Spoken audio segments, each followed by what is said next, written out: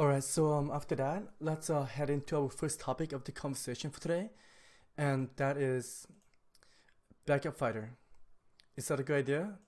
Well, how can it not be? I mean, you guys, let's think about this for 1 second. I mean, take a look at this event right here. This was the one from Dubai, and it's headlined by Conor McGregor taking on Dustin Poirier. And for this event, the backup fighter for the event was Michael Chandler. Okay, this would have been his first debut inside the UFC, inside the octagon, and to me, that is such a big opportunity.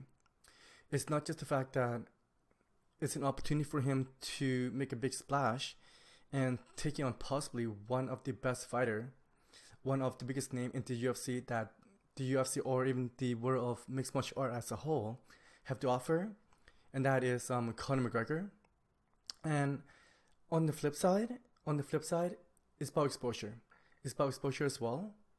And you guys, I realized that in this one right here, in this event right here, oh, excuse me, Michael Chandler did not compete in this event, but regardless, the exposure that came from it was huge.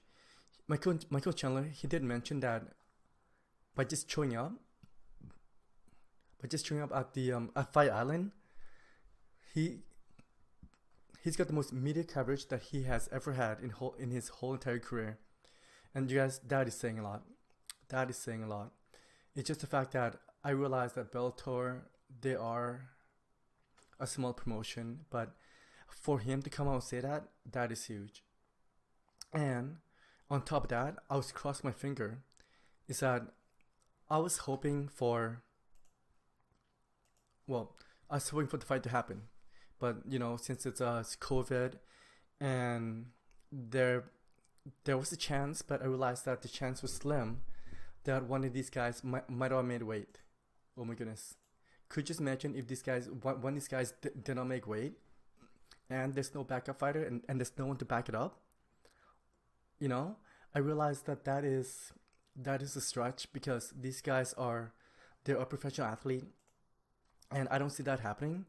But you guys, like I said, the chance, the possibility is still there. The chance is still there, and why chance it? Why chance it? And I don't know how much or what kind of deal that the UFC have with Dubai, because the UFC must bring at least a certain amount of fight to Dubai each year, and I believe it's four. So that's once every 3 months, once every quarter of the year. And this was one of the biggest fight that they could possibly offer as a products for as a fight product for Dubai. And could you only imagine if it tanked? That would be, if I was Dana White, if I was their broadcasting partner, because you're expecting big numbers, big rating, and all of a sudden it fall through. I would honestly shit a brick. I'm like, what the fuck just happened? What the fuck just happened? And you guys, on top of that, I'm not sure how much Michael Chandler was getting paid, but I am confident. I am confident by saying that he was well taken care of.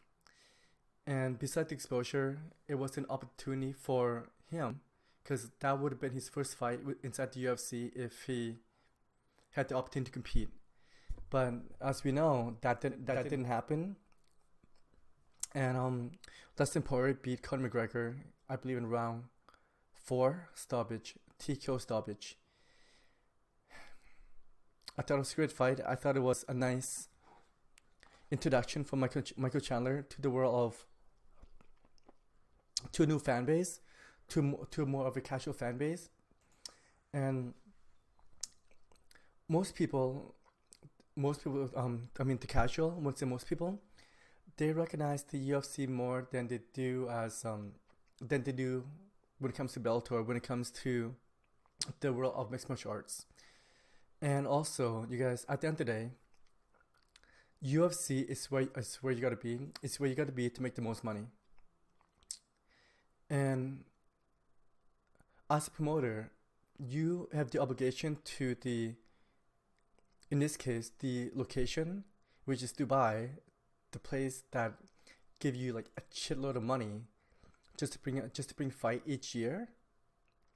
And to me, that is guaranteed revenue. And you are only as good as your last fight, and you are only as good as your last show. So I think having a backup fighter, it's a great idea. And personally, I believe that they should have done this a lot sooner. And you guys, moving forward, I believe that they are gonna have a backup fighter for each of the major event. After that being said, I don't. Oh my goodness. After that being said, I don't think that there is one. I don't think that there is a backup fighter for this one coming up, and that is the main event, which is going to be headlined by Francis Ngannou taking on Stipe Miocic. And shit, yeah, the UFC have not announced who would be the backup fighter for that event. Okay, let's play matchmaking for one moment. If you were the matchmaker, and this is one of the biggest fight in UFC heavyweight history, because as right now, guys, these two guys, Francis Ngannou and Stipe, they are a beast. They are the 1-2. They are, well, Stipe is the champ for a reason. And who would you have as backup fighter for this event? Let's think about it for 1 second. Cyril Gane or Derek Lewis? I would have to go with Cyril Gane. No, I take that back. I would go with Derek Lewis because, well, he's a bigger name and people liked him. I realized that he's lower when it comes to the UFC ranking. But I gotta say, Cyril Gane is sorry, but I have to say Derek Lewis is my go-to, cause he's more recognized when it comes to the, well, I hate using these words. It's the word casual. I realize that I've been saying a lot. So yeah, Derek Lewis should be a backup fighter. Okay, so let's get back into this topic of conversation. Is it a good idea to have a backup fighter? Fuck yeah. It's a good idea, because at the end of the day, you guys, as a promoter, I am not a promoter, but however, they put in a lot of time and effort, and I keep bringing this up. This one right here, this event at Dubai, it was a really big event for them, and everyone came out happy. And when I say everyone, I mean the UFC, ESPN. Because they got something to show for a new product, a new fight, essentially, that they could add to their library.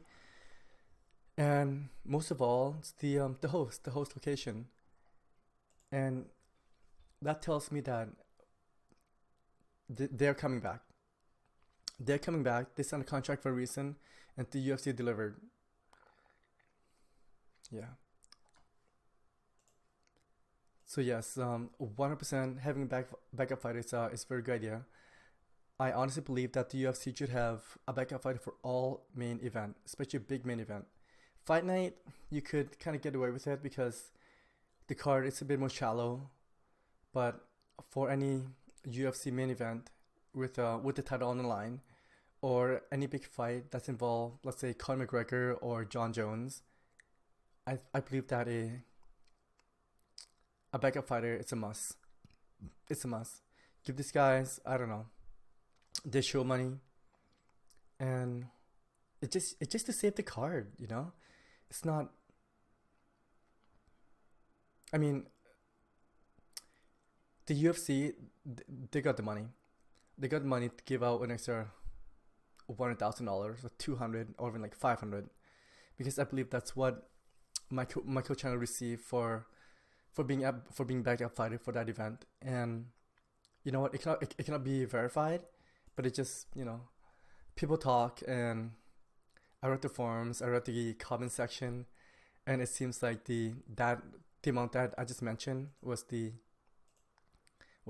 consensual is around 100. You know, and at the end today, he's got a free trip of it, free trip exposure, and he did have the opportunity to see how the machine, which is the UFC, how they work compared to Bellator. I thought it was win-win overall. Promoter, Dubai, fighter, they got paid. Having a back fight is a very good idea.